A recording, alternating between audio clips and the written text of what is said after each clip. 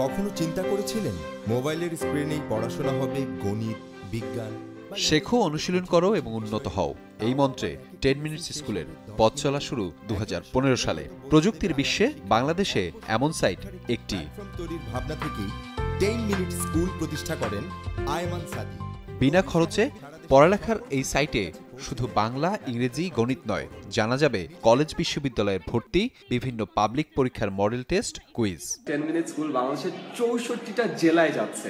www.10minuteschool.com BCS ও বিভিন্ন ব্যাংকের চাকরির প্রস্তুতির জন্য মডেল টেস্টও পাওয়া যাবে এই সাইটে।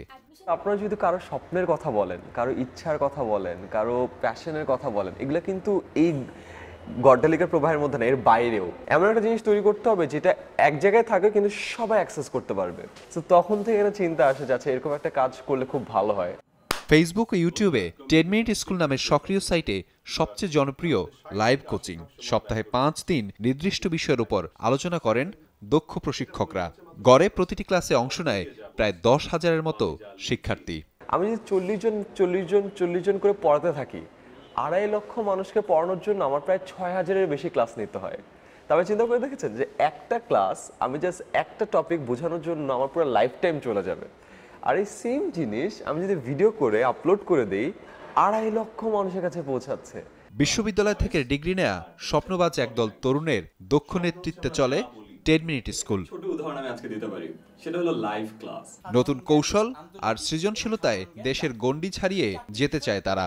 আগামী বছর আমরা আসলে এই চেষ্টা করব যে বাংলাদেশের বাইরে একটা দেশে যেন আমাদের এই অপারেশনটা টেস্ট করে দেখা হয় যে এটা কেমন চলছে। এরই মধ্যে দেশ বিদেশের বেশ কয়েকটি অ্যাওয়ার্ড পেয়েছে 10 মিনিট স্কুল। এর উদ্ভাবক আয়মান সাদিক জানান, তাদের কাজে সহযোগিতা রয়েছে সরকারেরও। আর গভর্নমেন্ট এখন একটা বিশাল সাপোর্ট দিচ্ছে, যেমন আমার যে অফিসে আহমেদ রেজা, যমুনা নিউজ, ঢাকা। আমি চাই একটা স্টেডিয়ামে কথা বলতে।